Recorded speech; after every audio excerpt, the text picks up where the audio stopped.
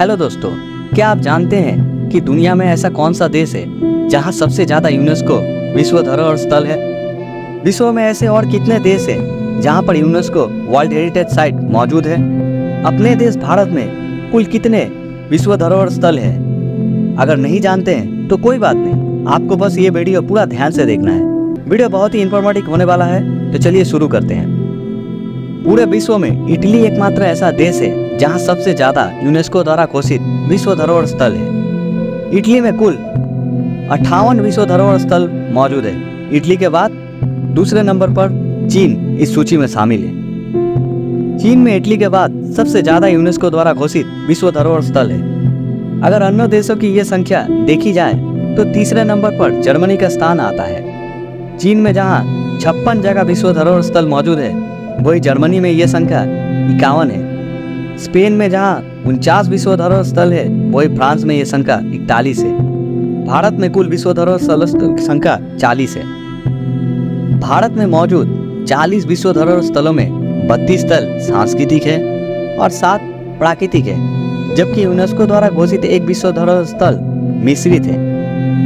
प्राकृतिक विश्व धरोहर स्थलों में कांजीरंगा राष्ट्रीय उद्यान, मानस वन्यजीव अभयारण्य, सुंदरबन राष्ट्रीय उद्यान, पश्चिमी घाट, नंदा देवी राष्ट्रीय उद्यान और फूलों की घाटी शामिल है, जहां देश के कोने कोने से सैलानी आते हैं। अगर बात मेक्सिको की हो तो यहाँ 33 यूनेस्को विश्व धरोहर स्थल है। यूनेस्को द्वारा हर देश के विरासत स्थलों के विश्व धरोहर स्थल का दर्जा दिया जाता है। ये जगह सांस्कृतिक, धार्मिक और ऐतिहासिक पहचान वाली होनी चाहिए।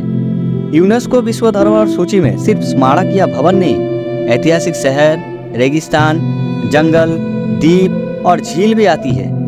भारत में लाल किले से लेकर ताजमहल तक कई ऐतिहासिक इमारत विश्व धरोहर स्थल में शामिल है। सितंबर 2023 तक भारत में कुल 42 यूनेस्को विश्व धरोहर स्थल मौजूद है।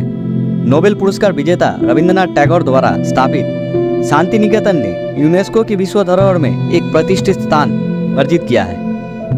यूनेस्को विश्व धरोहर स्थल एक ऐसा स्थान है जिसे संयुक्त राष्ट्र शैक्षिक, वैज्ञानिक और सांस्कृतिक संगठन द्वारा मान्यता प्राप्त है।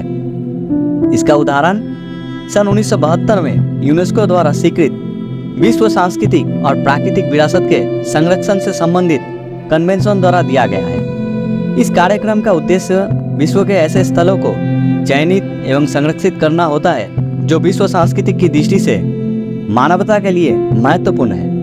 कुछ खास परिस्थितियों में ऐसे स्थलों को इस समिति द्वारा आर्थिक सहायता भी दी जाती है।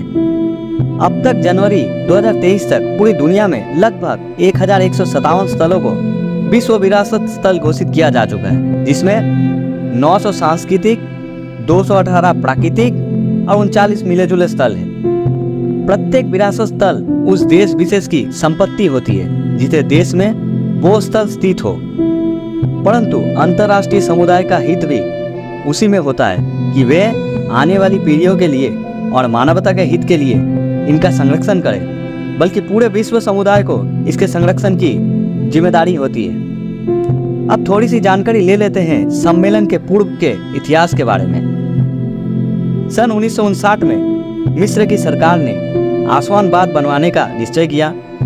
इससे प्राचीन सभ्यता के अबू सिम्बल जैसे अनेक बहुमूल्य रत्न के खजानों से भरी घाटी का बाढ़ में बह जाना निश्चित था। तब यूनेस्को ने मिस्र और सूडान के सरकारों से अपील करने के अलावा इसके रखोपाय के एक विश्वव्यापी अभियान चलाया।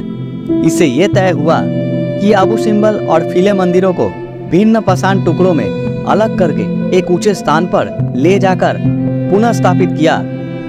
इस परियोजना की लागत लगभग $8 करोड़ थी, जिसमें से $4 करोड़ 50 भिन्न देशों से इकट्ठा किया गया था। इसे व्यापक तौर पर पूर्ण सफलता माना गया था और इससे प्रेरित अनेक और अभियान चले, जैसे वेनिस और उसके लेगुन का संरक्षण इटली में, मोहनजोदारो पाकिस्तान में और इंडोनेशिया में बोरावोदर मंदिर प्रांगण। तब यूनेस्को ने अंतर्राष्ट्रीय स्मारक और स्थल परिषद के साथ पहल करके एक सम्मेलन किया जो मानवता के सार्वजनिक सांस्कृतिक धरोहर का संरक्षण करेगा। सर्वप्रथम संयुक्त राज्य ने सांस्कृतिक संरक्षण को प्राकृतिक संरक्षण के साथ संयुक्त करने का सुझाव दिया।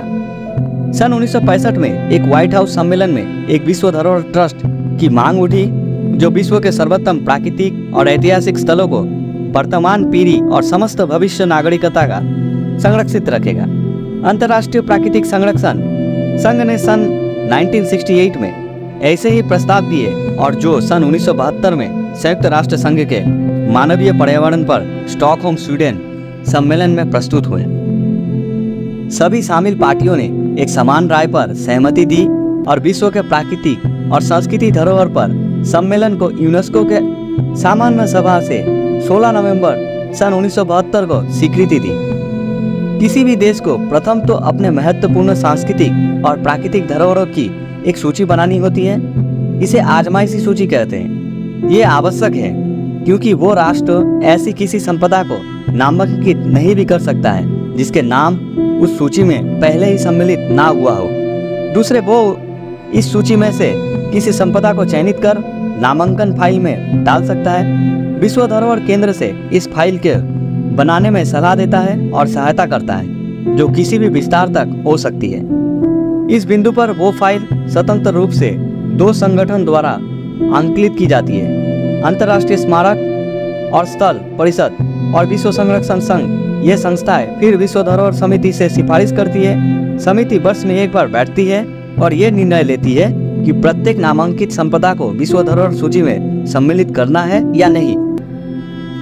कभी ये समिति अपना निर्णय सुरक्षित भी रख सकती है। राष्ट्र पार्टी से और सूचना निवेदन करते हुए किसी स्थल को इस सूची में सम्मिलित होने के लिए 10 मानदंड पार करने होते हैं। हम उम्मीद करते हैं आपको ये जानकारी पसंद आई होगी।